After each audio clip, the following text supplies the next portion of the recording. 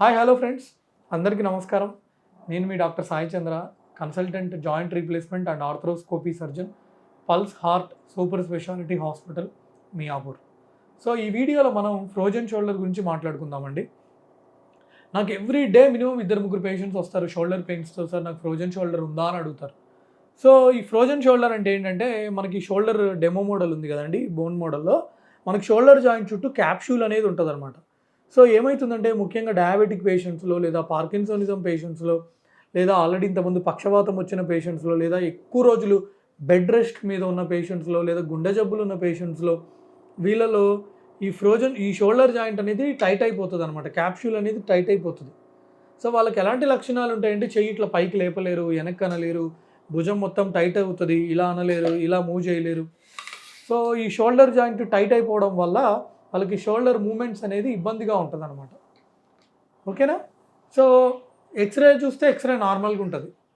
So వాళ్ళు x ray చేయించుకొని వస్తారు, సార్ ఎక్స్రే అయితే బాగానే ఉంది అంటారు.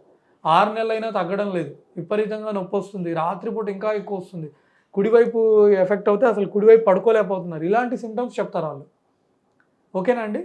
సో ఫస్ట్ పేషెంట్ని ఎగ్జామిన్ చేయాలి. యాక్టివ్ మూమెంట్స్ ఎలా ఉన్నాయి, ప్యాసివ్ మూమెంట్స్ ఎలా ఉన్నాయి, తర్వాత వాళ్ళకి ఏమైనా దెబ్బ తగిలిందా, వేరే అదర్ ఇంజురీస్ ఏమైనా ఉన్నాయా, మజిల్ అట్రఫీ ఏమైనా ఉందా, వేస్టింగ్ ఏముందా, ఇవన్నీ చూసిన తర్వాత అవసరమైతే ఎంఆర్ఐ స్కాన్ చేసి, సో ఎంఆర్ఐ స్కాన్లో మనకు క్లియర్గా అర్థమవుతుంది రొటేటర్ కఫ్ మజిల్స్ ఎలా ఉన్నాయి, తర్వాత కొన్ని లెగమెంట్స్ చూస్తాం అవన్నీ ఎలాగున్నాయి, ఇవన్నీ చూసిన తర్వాత దెన్ వాళ్ళకి ఫిజియోథెరపీయా, మ్యానిపులేషన్ అండర్ అనస్థీషియానా, లేకపోతే దానికి ఏమైనా ప్రొసీజర్ చేయాలనేది చెప్తాం అనమాట.